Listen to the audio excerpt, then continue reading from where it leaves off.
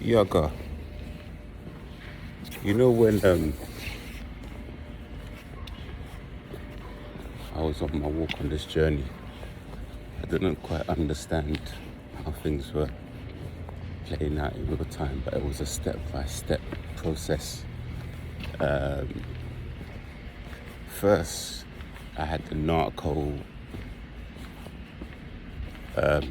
relationships, many over and over. I've been through so many cycles with these people. They've done the run on me many times, many breakups, push, pull, trauma bond, break the trauma bond, another trauma bond, break trauma bond. I've done so many of those. So when I'm done with those, when it happened, I was still in the narcopath friend group. So even though they would act like they didn't know what was going on, but they did because they were narcopaths as well. They would act like, no big deal. Let's go and get drunk. Let's find another warm body for you. Let's hook you up with another warm body. And then that broke down. And then the next one was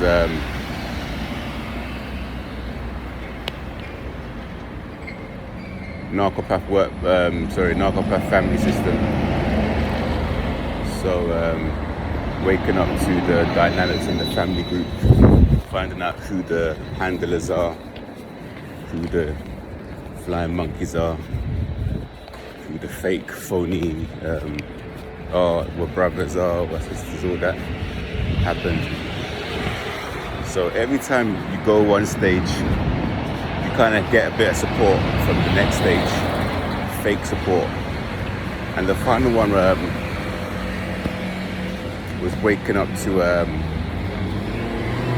narcopath workplaces.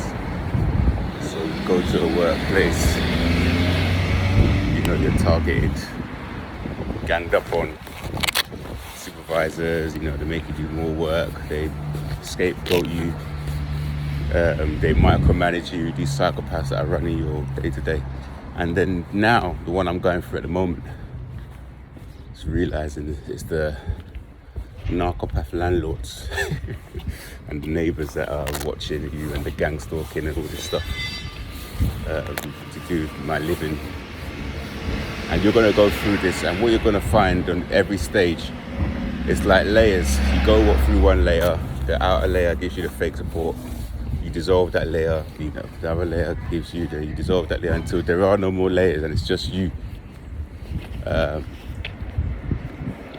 It actually isn't just you, it's you and source. It's you and divine, you most high.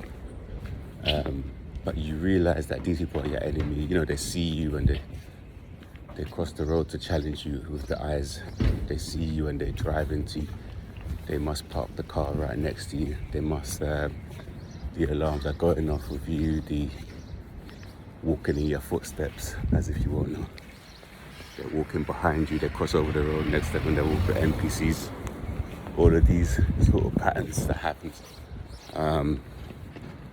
They get confused when you change direction. All these things happen. And you start realizing, you know what?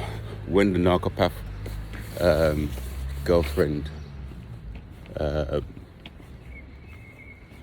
discards you, you don't go to the narcopath group. When the narcopath friend group discards you, you don't go to the narcopath family.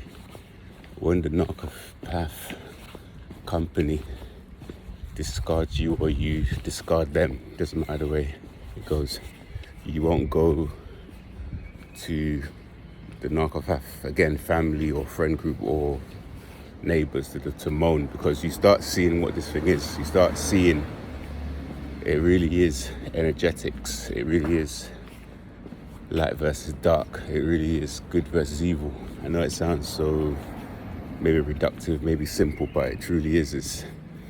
They're opposing you, but a lot of this stuff is happening on a subconscious level. It's not done they mean to gang up on you. They can just feel that light, that presence of something righteous going on inside.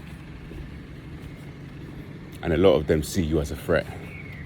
and they want to stay in their old patterns. They don't want to change. They don't want to use you as an example to better themselves. Obviously, we're always chasing self-improvement a lot of the time.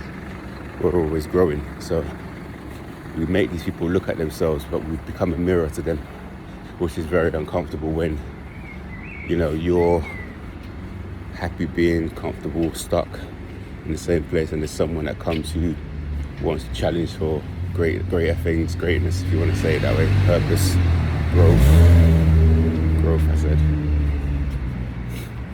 But you realize that the situation you're in now is the best situation. That you can be in a relationship, you can be in friendships, you can be in workplaces, but you're actually alone. You're not happy. You're not actually gaining anything. And spiritually, you're becoming drained. You're becoming drained slowly, like you know, Killing Me Softly, that famous song with Bert Flack, Fugees. That's basically what's going on. You're just food, energetic food for these energy vampires, people to gaslight you. You're just scapegoat. You're just someone for people to pretend that they're more superior. Oh, I God, I'm so better than you. You're just there as the emotional punching bag. Someone for people to steal residual, it's like HT2, residual benefits, I think he says. So when you were there, they just steal your identity, your character, whatever makes you cool. If you like blues, they like blues music. If you like punk rock, they like punk rock. If you like country, they like country. If you have like a unique style, you know, like I used to wear the fisherman hats to work when it rained, and people would look at me, why are you wearing that hat? Or I used to wear, either whatever it may be, the way I used to wear like my t-shirt, I used to have the long thermal Under Armour, then I'd wear a t-shirt over it, and then someone would see it and say, oh, I used to do that. And then the next day they'll be doing exactly the same. All these weird things. But when you become isolated, when you become ostracized, you get to think, you start getting downloads. I know at first at your journey, this idea of downloads is like, what? But even when I first heard that term, I wasn't getting downloads, I didn't know what it meant. But the cleaner you live your life, the more healthy you become, the more attached to nature, source that you become, you start getting new ideas. Even me making this video, this came to me. I've consumed so much content on this kind of stuff, I still do. So I started making my own, because all you have to be on this journey is one step ahead of one person, and you can make content. I don't know how many billion people in the world, 8 billion. You have to be just one step ahead of someone who's like, someone that's watching this video might just be with someone and seeing the pink flags or red flags, and this just accidentally popped up on their screen. And they think, oh, this sounds interesting. This guy looks cool. Let me have a listen to what he's talking about. And they'll now say, oh, I'm dating a narcopath, a narcissist. Oh, I'm in a toxic workplace. Oh, my sibling is actually trying to identity swap me. Oh, my sibling is actually trying to steal my energy. Oh, my landlord is actually very toxic. Oh, have to swerve toxic people in the gym. Oh, I have to not always go to the same place, change my pattern. Oh, the Agent Smiths. Oh, that car that's always outside my house in the morning and drives off as soon as I leave. Oh, you know, these people in this activity group that always want energy. Oh, that girl that always has issues with her flat and she comes and trauma dumps on me. Oh, am I the one trauma dumping when I'm sharing my toxic scenarios with work people? Am I even jumping in too fast with telling people about my life straight away? Am I the one chasing validation? A lot of it is that chasing validation, guys. That's a lot of it. That's when you understand that, you really have started to heal. When you start thinking, oh, I don't need someone to agree. Nah, you know what, not for me. Nah, I'm gonna do it my way. Nah, I don't believe you. Nah, I won't accept your gaslighting. Nah, that's a lie. Nah, he made the mistake at work. Yeah, I'm being forced to go and deliver more equipment. Nah, I've got to fix this, and this takes longer.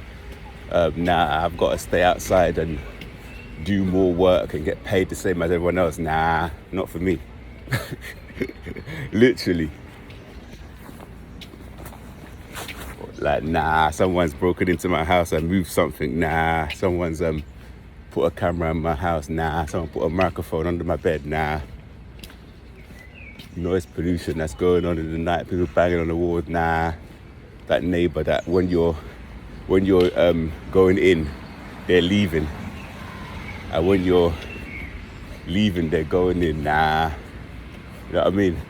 All these little things, all these little patterns. They know you, they know who you are. They know like your pattern recognition is like really good. Nah, that car that with the headlights on at the end of the side road that's not moving, the person sat there, only when I'm here in this place. Nah. Do you know what I mean? That's how this thing goes. So being alone is how you grow anyway. You start seeing more patterns. You start getting more ideas. You'll be able to create more things. You'll be able to go back to your hobbies. If you like music, go back to listening to music, making music. If you like films, artistic cinema, go back to that. You like design, Bauhaus, all these strange design movements from the past, go to doing that. If you like going to art exhibitions, finding out about different movements, abstraction, this minimalism, all these different type of movements and the message they have behind them, go back to that. If you like to draw, go back to that. That is basically what being alone would do for you. So it's not what's happening to you, it's what's happening for you. Change that mindset, and when you do that, you're able to remember who you are, and you'll be able to move forward in a positive way.